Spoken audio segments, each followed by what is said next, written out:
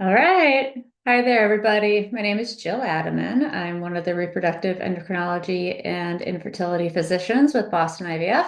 It is such a privilege to be here with you today in the afternoon if you're in the same time zone, and on a snow day if you're in the relative same area that I would be, which is the New England area. It's a beautiful day outside if you're not driving, but stay safe and stay warm. So during the next half hour, I will have an opportunity to take some questions from individuals, talk about fertility. This is something I'm extremely passionate about. I've been practicing for years. I love in vitro fertilization, family building, IUIs, just having individuals help bring what they need forward is the best part of my job. So if I can do any of that by answering some questions for you today, then I will feel accomplished and grateful to you for being with me. All right, so I suppose that's enough about me and why I'm here. I do have some questions that were submitted, and then you can pop them into the Q&A and I will go from there. But initially, the first question that I have on the list, and I will read the questions as well, just so you have a good understanding of what I'm answering. So the first is, can you please comment on the process for transferring care to Boston IVF? Oh, well, we will love you at Boston IVF. Thank you for the question. This is a great way to start. After already establishing care at another clinic, are you able to comment on time frame to start IVF? Okay, so a lot about timing. So it's not uncommon that individuals have started a process somewhere, whether a move takes them to a different place or logistics. There are so many different ways that life takes us that we don't expect. But if you are coming into Boston IVF, just calling the main number, identifying if there's a physician that you are most interested in seeing, if you've had a personal referral, or if you want to see any of us. I think we have an amazing team and would promote all of my colleagues. I think it's a great place to be. And we have wonderful support staff, and we have great nurses and folks that are in the operating rooms. I could go on and on, phlebotomy and sonographers. So yay, if you do need a transfer of care to Boston IVF, call the main number. They'll help you get records over if you have records. Those records ideally go to your physician that you end up seeing prior to the visit so that they can be reviewed and questions can be answered. If all the testing is complete, then you may be talking to a doc about starting an IVF cycle and developing a plan. If all the testing, well, if some testing is outdated, or if your physician needs something that they think would be helpful to you, that could take a little bit of time. But in general, it takes time depending on where you're at to actually start an IVF cycle. If you have to go through the insurance process for a prior authorization, that estimate's very different than if that's not occurring. But I would say on average, where I'm currently at, we could be looking at, weeks or more before a process is started. And it's not because we're holding anybody up. We're just going through the steps that are necessary to take really good care of you and make sure that we're meeting your expectations. All right. Hopefully that helped. But give us a call. Can you speak to the IUI and IVF choices that can be made for lowest risk of multiples? Yes, absolutely. So it's really been such a trend that I'm grateful to be part of over the last, decade and plus. We've been seeing a decrease in multiple pregnancies and an increase in singleton gestation, so one pregnancy at a time. And that really is the safest type of pregnancy for individuals to have, and the way that we generally have pregnancies and unassisted conceptions. This is different for everybody, but IVF has really given us a nice opportunity to transfer a single embryo for many individuals, which really gives a nice low probability of multiple gestations. Transferring one embryo that has been in the culture environment is a high quality embryo. Perhaps it's an embryo that's had genetic testing, perhaps it isn't. But most of the time, we are in positions where we can place one embryo at a time. It does not mean that an embryo can't split. It can after it's been placed into the uterus with an embryo transfer, but that doesn't happen in the majority of cases. We also try to aim for one pregnancy at a time with intrauterine insemination. So with an intrauterine insemination, when the sperm is being placed into a uterus, the number of eggs that are present could be multiple, depending on whether somebody has been on medications to create multiple eggs or not. Or it could be in a cycle where we're just following a follicle growing and there's a single egg present. So it really does depend on circumstances there as well. But in general, if medications are being used for ovulation induction for somebody that already ovulates, there's about a 10% chance of twins, less than 1% chance of triplets or more. That's a pretty high risk pregnancy. And if a singleton pregnancy is the goal here, I would say that IVF gives you a really nice opportunity, but there are other options as well. Okay, the next question. What is the ideal number of eggs to retrieve for a high IVF success rate? Well, this is a great question. Thank you for asking. I think that this comes up so often because there's so much in IVF that we hear about in numbers. We're hearing about number of follicles as they're being monitored for growth during an IVF cycle. We're hearing about size of follicles and if there are more than what there were a couple days ago. And then there's the egg retrieval where we're hopeful for a certain number and then we get that number back. So there is a focus on quantity. Now, that does not change the quality of the eggs or the eventual embryos. But in general, what I say to this question is we do the most that we can that keeps you safe during an IVF cycle. So ideally, this number would be something that we can select, but it's not. It is based completely on biology. A physician that you see can give you a much better estimate if there's some preliminary testing that helps physicians understand how stimulation will occur. For example, the AMH level, which is an anti-Müllerian hormone level, or FSH, antral follicle counts. These things can help give estimates, but there's no one right answer here. It's what your body can do safely such that you don't get sick during a cycle with hyperstimulation syndrome, which is potentially quite dangerous. We will do everything we can to make every cycle as successful as possible. I'm 33 years old and have two embryos. Should I do another IVF cycle? Is the question prior to an embryo transfer. Also individualized. I'm sorry, you may hear me say that quite a bit, but it truly is. So at 33, this is a more favorable reproductive age than it might be 10 years from now. But part of this depends on the number of kiddos you ideally want in your family. So if the goal is going to be a large family and that's what feels the best for you, then yes, going through another IVF cycle when you're at a younger age is favorable. For example, if you become pregnant, yay, with one of the embryos, that's fantastic. There is a time period in which you're not able to go through IVF. You're carrying a pregnancy, perhaps, or there could be complications from a pregnancy that take time to recover from.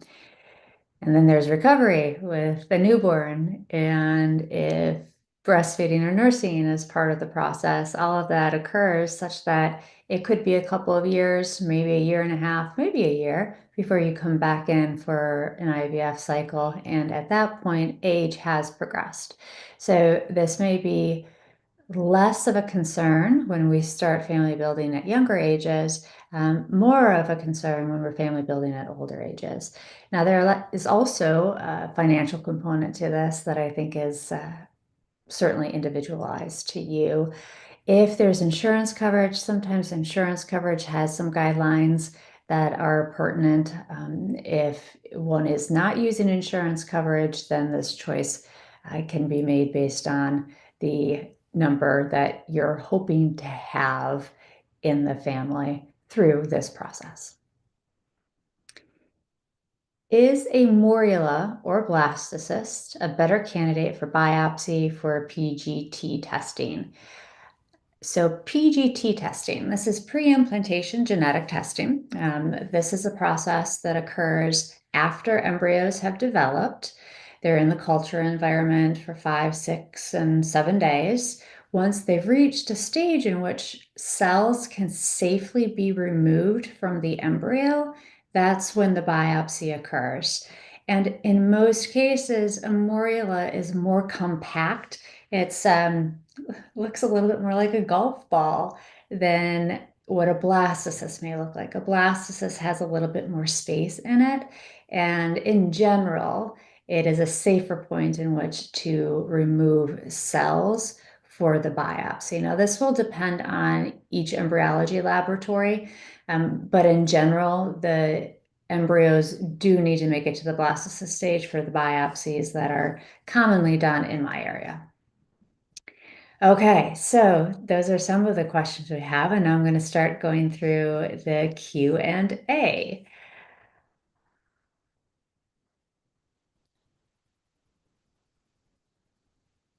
Okay, what is the chance of success for unexplained infertility after 5 early losses at age 30? I am sorry to hear this. 5 losses at the age of 30 is extraordinarily difficult, and I can imagine what you might be going through. There's some testing that would be recommended prior to an IVF cycle if that's what the thoughts are for becoming pregnant. Even in an unassisted pregnancy, there's some basic testing that most reproductive endocrinologists would recommend for you that could help change the outcome of your next pregnancy. So I certainly would recommend a consultation to go through some of what is involved in a recurrent pregnancy loss evaluation, and the probability of success is quite dependent on what is learned during that process. If everything comes back completely normal, then IVF is an option because there is a chance of testing embryos, and perhaps that will give you some information as to what might the embryos be looking like prior to transfer. But that's not the only option that you will have. I think that I hope that you are in good hands and find somebody that can help you more specifically with this. And I'm sorry you're going through it. I wish you the best. Going on to the next question. What are your favorite protocols for DOR? So diminished ovarian reserve. And I chuckle a little bit because I love IVF and I love going through this. I know it's not fun when it's not a fun process, but I'm passionate about my work. Perhaps that's a better way of saying this. For diminished ovarian reserve, in general, I would typically start with either a protocol that uses FSH and a combination of FSH and LH or HCG with an antagonist, which is a medication that prevents ovulation so that we can override the body's normal mechanisms to ovulate early and get to an egg retrieval by recruiting as many follicles as possible. If the DOR is quite significant and there's been prior cycles, then perhaps a microdose leuperon flare would be appropriate. This is the type of protocol that allows the pituitary gland to make FSH and LH kind of surge on its own. So your body's making endogenous hormones, and then you start giving yourself exogenous, so external hormones through shots of FSH, maybe a combination of FSH and menopur, depending. That Works quite well if your pituitary gland can respond to that flare mechanism. Now, not everybody's pituitary gland is doing well enough to participate with the Lupron, but those are the two that I generally start with. It doesn't mean they're the only ones. There are so many. Sometimes there's minimal dose stimulation protocols that are most appropriate to start with as well. But I would say that those are two very common ones to be used around for diminished ovarian reserve. I wish you the best. I'm going to go on to the next question. I have PCOS, 3 failed IVF cycles, and starting a third.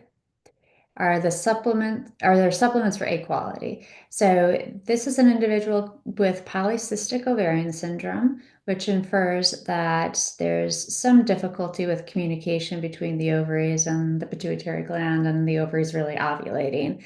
It's a metabolic syndrome as well. So individuals are at higher risk for diabetes, high blood pressure, cardiovascular disease, and need help ovulating with either medications or in vitro fertilization if they don't ovulate on their own, which is a very common part of polycystic ovarian syndrome. This does not infer that there's abnormal cysts within the ovaries. I commonly say that only because it can sound kind of scary. Inositol is actually a supplement that has been started to be promoted within the literature. And I have personally had patients that have had some nice success with inositol products. These are not FDA approved, so they are off label. Metformin is also a medication that some individuals would use to decrease the progression to diabetes, which is how it's indicated to be used, meaning if you have impaired glucose intolerance. There are other things that are potentials for supplements for egg quality and options during IVF, but those would be the most common.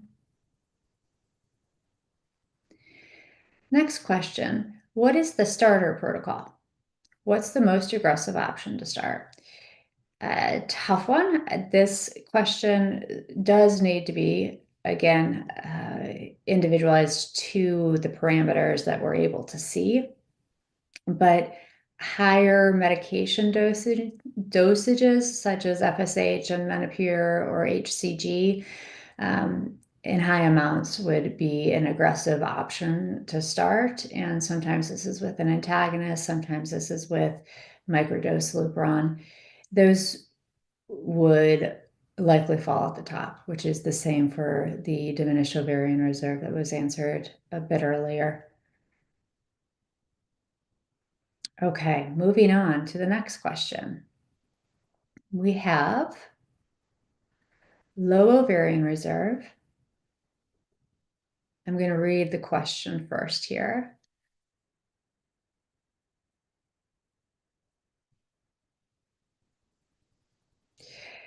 This question is asking about how to stay hopeful. And there's more medical details that have been provided for the individual that is going through this. And I'm sorry, I can appreciate that it would be challenging. There are opportunities to be successful at 38. Case studies are difficult to quote. What I would tell you is I would likely remain hopeful if there are embryos to transfer. If you're doing IVF, then there's an opportunity for pregnancy. There are other options as well. Some people do choose to use oral medications because their bodies respond quite well to those, or injections of medications with something like an intrauterine insemination. That's less commonly used, but remains an option in fertility care. Even minimally invasive or minimal stimulation protocols. To remain hopeful, I think we all do the best we can. Stress reduction, however you find stress reduction most beneficial to you. Acupuncture sometimes helps individuals with that. Exercise and movement is extraordinarily important. I think a good mindset, so mind-body connection is so greatly important when we're going through stressful times, and I think can really help in trying to remain hopeful during a stressful process. Sleep and really good nutrition. All of these things keep us healthier as individuals and work to help our outlook. So I would recommend looking at some apps as an initial start. There's some great mindful applications that you can find on, your app store. We also have a wellness program that could be very helpful at Boston IVF as well. And I'm sure there's some good local resources. The next question I have involves timing of IVF. I'm summarizing here, and travel. Yeah, it is hard. It's hard to add something into life, and most lives are fairly busy, whether it's with families or work or other things that take up our time and our energy. Um, Adding something like in vitro fertilization into that world can be very challenging. So I think it's great to think about how to minimize other external stressors during the process and how to maximize feeling good. So some of this is what we just talked about, the exercise, the sleeping, the stress. If traveling for you, if this is good travel, is less stressful, great. Maybe this is a good thing for you. Reducing work-related travel that makes you stressed might be a good idea. So it could go either way, I suppose. Difficult to tell you about travel plans, but generally when you start IVF, you go through an initial consultation, which is what you've identified here. The consultation is scheduled with a physician, and then a list of tests would be provided to you based on your conversation. The testing is often timed to a menstrual cycle if it's testing for somebody that is ovulatory and has a uterus. That takes approximately a month to complete. I should say less than a month. It's generally an appointment on the third day of a menstrual cycle to look at hormone testing, to do an ultrasound. This is a vaginal ultrasound to count the number of small antral follicles, which are where the eggs are resting and waiting in the ovaries. And then later in a menstrual cycle, somewhere between the 5th and the 12th day, it's not uncommon to have a uterine cavity evaluation. This can either be done with placing water in the uterus and looking at the shape with an ultrasound, and then looking at fallopian tubes as well by agitating some saline and air and letting that saline and air go through fallopian tubes and watching that happen. Or with dye. Dye is placed in the uterus, and fluoroscopy is used to watch the tubes and make sure the tubes spill the dye out. If there is sperm involved, then a semen analysis is also recommended. Sometimes that can be a challenge to schedule just based on work schedules, but we have many appointments available for that. I would say that within a month, you've completed testing. If you've opted for genetic testing, that takes a few weeks to come back, and you're meeting with your physician to review results and talk about plans for IVF if that's what you're anticipating. And it sounds like you probably have a good idea that that may be your next step. If there's insurance involved, things go through a process of checks and balances to get submitted to the right individual, so you have a prior authorization. Medications need to be ordered and then planned. Depending on where you're doing in vitro fertilization, it could be that you're in a center that has specified times that operating rooms are running, or you could be that you're in a center that is operating every day of the month. So some of that will play in. So travel is extraordinarily difficult to predict right now, but I would say limiting travel as much as possible would be beneficial if it's a vacation. I'm sorry. I really hate to say that, but until you know a little bit more, it's really hard to predict.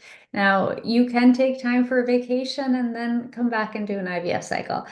What I would recommend is that you still look at the CDC website to think about Zika and other travel precautions, and make sure that you're safe while you are traveling. But you don't have to enter into an IVF cycle immediately after going through testing and meeting with your team. You can wait. In general, things would be updated like blood work and the uterus and sperm within a year is pretty common. However, you do have time from the start to when you actually begin your IVF so that you can have some options. And I love vacations, so I hope if you do go, it's somewhere exciting or just relaxing. Okay. Let's see. Can you explain the PGM timing process for a known carrier condition? Is that testing done at the same time as PGTA, and does it take longer? This is an excellent question. So PGTM is looking at a specific gene. It takes longer to get into an IVF cycle because there's more preparation. There is a need to meet with a team of individuals that can help you determine if this gene can be screened for and what needs to go into developing the right tools to have the gene screened. Now, that can take weeks to months at either end, at the beginning or after. So I do generally recommend that there's just a little bit of patience at the beginning because it takes some time. And most of the time, this is done at the same time as PGTA, meaning you can select the PGTA as well, or you can try to separate the two. But it is performed through a biopsy on day 5, 6, or 7, just like it is for the genetic testing for aneuploidy. But yes, it does take a little bit longer time. Okay, let's see what we have next.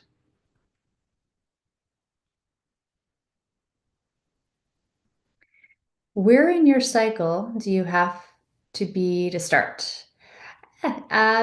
Actually, typically we're starting with a menstrual period, but there are other options. So some people can start during different stages in their menstrual cycle. Most commonly, it's with a period.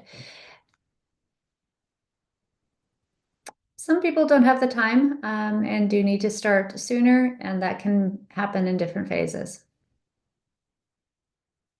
Can you talk a little bit about progesterone, especially if you're testing your levels at home and they seem low?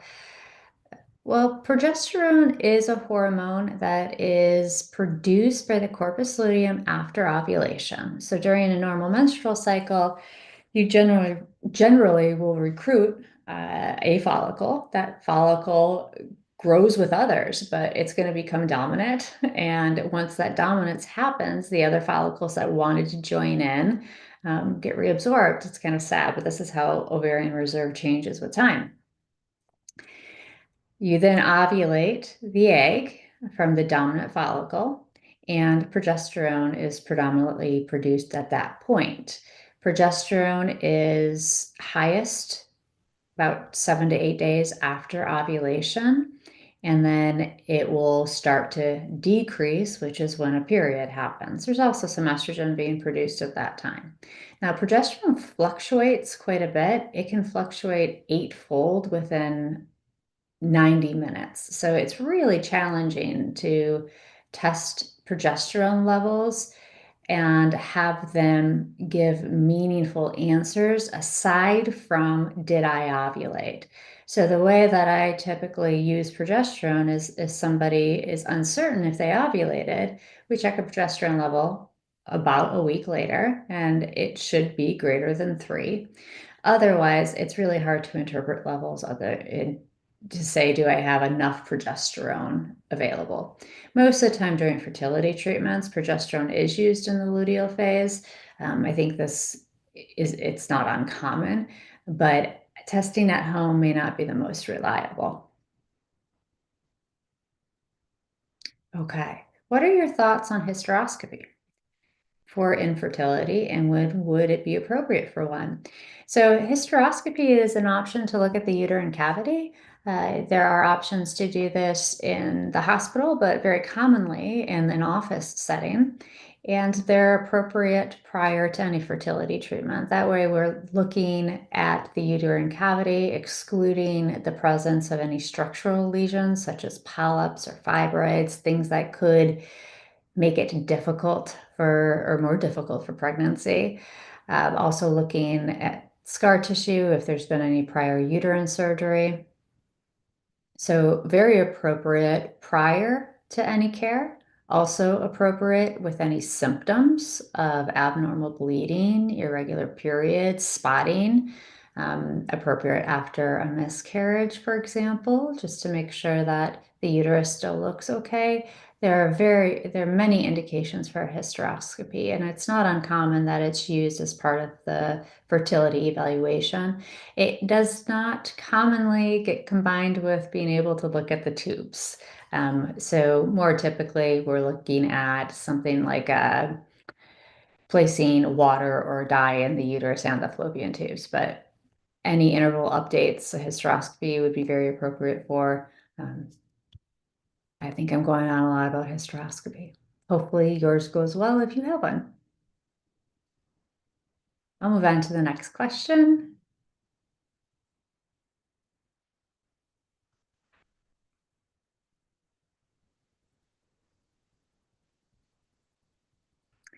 Does Boston IVF monitor development past day 5? Say to day 6 or 7, or is there a hard stop at day 5? Thank you for asking this question. I believe this is referring to embryos. So typically embryos are in the culture environment for about 5 days before they develop into blastocysts, but some embryos just aren't developed at that stage. So we do watch them until day 6, and in cases in which we are doing genetic testing on embryos, we also will look at the embryos on day 7. Embryos would be biopsied if that's the plan when they are ready to be biopsied, but we try to give them every opportunity possible. If there's not a biopsy involved, generally we are freezing embryos that are extra on day 5 or 6. So it depends on your plan. But yes, there's not a hard stop on day 5. All right. So I know that time is of essence here. I have so many questions that I'd like to get to for you. I'm going to try to go through a couple of these really fast, and then I'm going to thank you for your time. Causes for hydrosalpinx, good question. So there are causes that involve infections, like prior infection with gonorrhea, chlamydia, pelvic infection, prior surgeries that have caused scar tissue, that have been, are tugging on the tube the wrong way, that you um, didn't know about. Endometriosis, which is something that can cause scar tissue in the pelvis and change the anatomy of the fallopian tubes, can cause a hydrosalpinx as well. Sometimes we don't have a clear answer. Again, very quick answers to that question. I'm sorry to try to move on. How long does the process take for one cycle? If this is one cycle of IVF, it's generally, if there's pre-medication that's been asked to be used by your physician, it could be a couple weeks of a pre-medication stage. But then once you start injections, you're about 10 to 12 days of injections with, some leeway there, of course, with an egg retrieval that happens 36 hours later. And then if an embryo transfer is planned, that might happen 3 days later, it might happen 5 days later. So once you're actually in a cycle, it's quick. Now, if you're referring to an IUI cycle, generally start with the period. You're ready to ovulate somewhere around the middle of a cycle, which could be day 12 to day 18. There's a lot of variability here. And then an IUI would happen a couple days later, and then we're waiting for the pregnancy test from there. So I think I'm talking too rapidly now, and it's probably a good time for me to say thank you and that I'm grateful to all of you. I hope that your journeys all bring you to the family that you are hoping to have, and a very healthy one at that. So thank you so much for your time. I'm grateful, and